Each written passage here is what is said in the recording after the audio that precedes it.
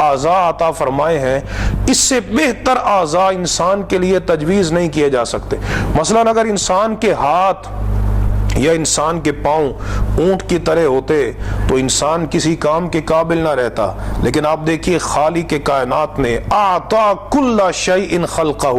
ہر مخلوق کو اس نے جیسی اس کی لائق صورت تھی وہ خالق نے عطا فرمائی۔ یہ جو ہمارے ہاتھ ہیں، ان ہاتھوں کے ساتھ ہم اس وقت روئے زمین پر لاکھوں نہیں کروڑوں قسم کے کام کر رہے ہیں۔ اب سوچئے اگر ہمارے ہاتھ اس حیت میں نہ ہوتے جس حیت میں ہیں، اس سے ہم لکھتے بھی ہیں، اس سے ہم پکڑتے بھی ہیں، اس سے ہم مسافہ بھی کرتے ہیں، اس سے ہم اپنی گاڑیوں کو بھی چلاتے ہیں، اس سے جناب دنیا جہان کی چیزیں مصنوعات بھی اس سے بناتے ہیں۔ تو ہاتھوں کی اگر یہ صورت نہ ہوتی جو اس وقت میں ہے تو یہ نتائج نہ نکلتے جو آج انسان دیکھ رہا ہے۔ تو پتہ چلا کہ خالق کائنات نے انسان کو جیسا وجود چاہیے تھا ویسا وجود عطا کیا، اونٹ کو جیسا وجود چاہیے تھا ویسا وجود عطا کیا، اور یہ اس بات کی دلیل ہے کہ یہ علم والی ذات نے اپنے علم سے ہر شے کے ڈیزائن کو تخلیق کیا اور پھر اس کے مطابق اس نے اس کو وجود عطا فرمایا،